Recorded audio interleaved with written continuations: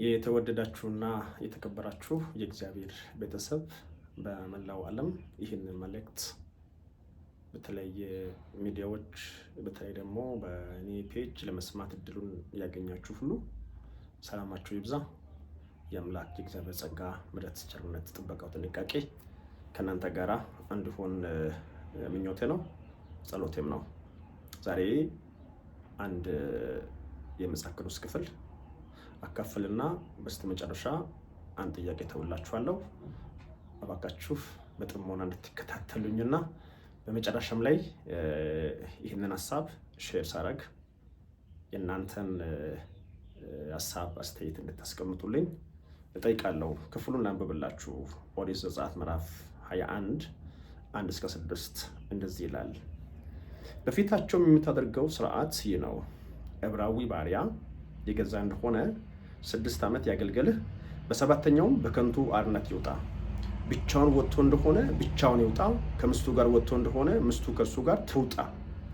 ጌታው ምስት አግብቶት እንደሆነ ወንዶች ወይም ሴቶች ልጆች ብትወልድለት ምስቱና ልጆቿ ለጌታው ይሆኑ፣ እርሱም ብቻውን ይውጣ። ባሪያውም ጌታዬን ምስቴን ልጆቼንም እወዳለሁ አርነት አልወጣም ብሎ ብናገር ጌታው ወደ ፈራጆች ይውሰደው፣ ወደ ደጁም ወደ መቃኑ አቅርቦ ጆሮን በወስፌ ይብሳው፣ ለዘላለምም ባሪያ ይሁን፣ ለዘላለምም ባሪያው ይሁን የሚል ሐሳብ አለ። እኔ ዋና ሐሳቤን እንዳሰላሰለና መልሼ ደግሞ ሪፍሌክት እንዳደረግ ለእናንተ እንዳካፍል ያነሳሳኝ ጆሮውን ይብሳው ለዘላለምም ባሪያው ይሁን የሚል ሐሳብ ነውና በክፍሉ አውድ ላይ የመጽሐፍ ቅዱስ የሥነ መለኮት ሰዎች አውድ ንጉሥ ነው ይላሉ እና በአውዱ ላይ ክፍሉ እያወሳ ያለው ስለ ኢዮቤልዩ ነው። 7ኛ ዓመት በአይሁዶች በእስራኤላውያን ሕግና ስርዓት ላይ 7 ትልቅ ቦታ አለው።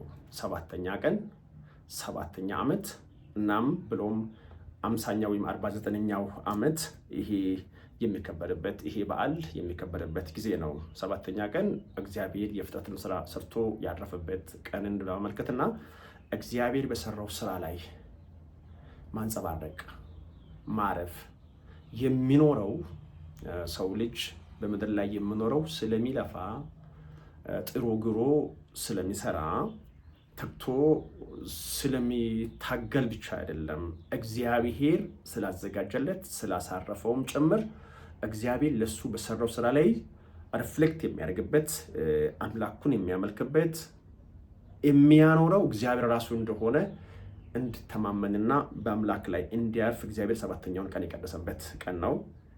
7ኛ ዓመት ደግሞ ይሄ ኢዮቤልዩ ዓመት ለአይሁዶች ለእስራኤላውያን ትልቅ ትርጉም ያለ ዓመት ነው። በዚህ ዓመት ላይ ብዙዎቻችሁ እንደምታውቁ የተገዛ ባሪያ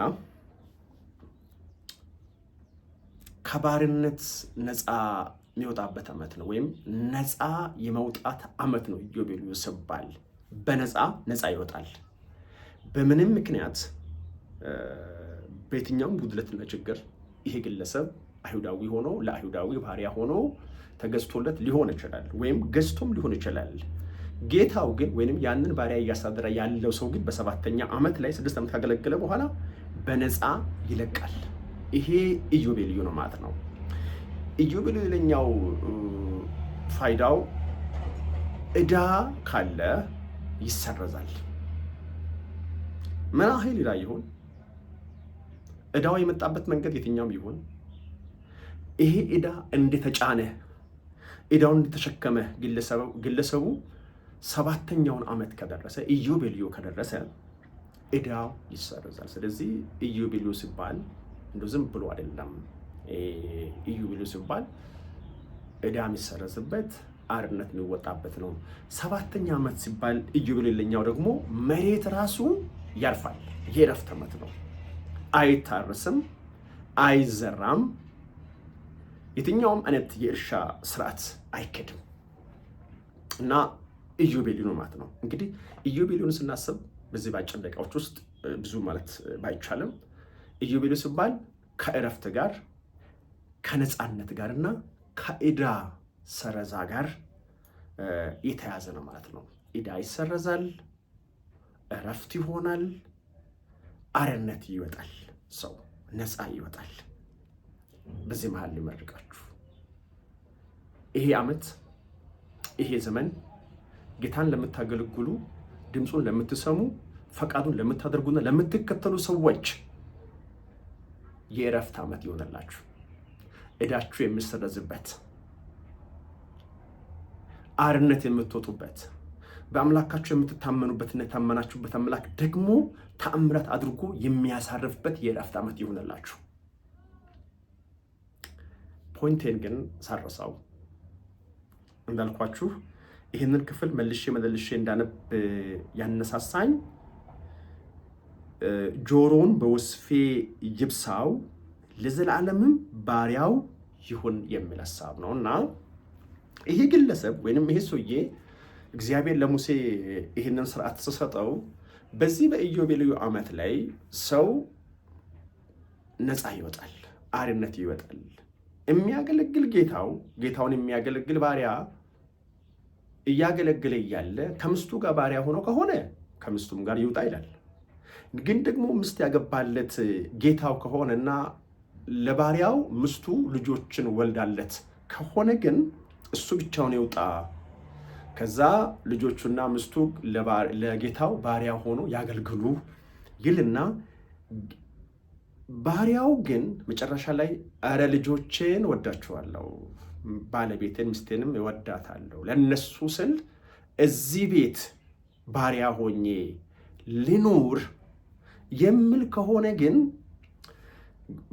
ጌታው ወደ ፈራጆች ይሄድና ወይም ይወስደውና ሰውዬን ይሄንን ባሪያ ይሄ ባሪያ ለዘላለም የኔ ባሪያ ለመሆንና በኢዮቤልዩ ነፃ ለመውጣት አለመፈለጉን ያረጋግጥልኝ ዘንድ ወይም ምስክር ይሆን ዘንድ ወይም ምልክት ይሆን ዘንድ ጆሮን ይበሳ ይላል። በምን በወስፌ ይበሳና ከልጆቹና ከምስቱ ጋር ለዘላለም እዛ ቤት አርነት ላለመውጣት ይኖራል ማለት ነው። እና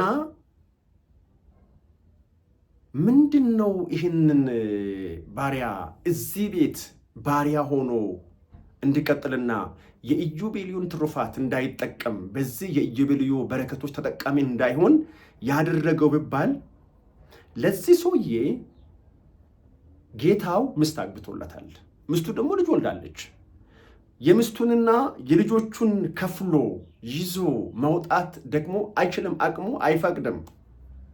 ስለዚህ እዚህ ቤት ላይ ለነሱ ስል ከነሱ ጋር ለመኖር ከነሱ ላለመለየት ለዘላለም ባሪያ ሆኖ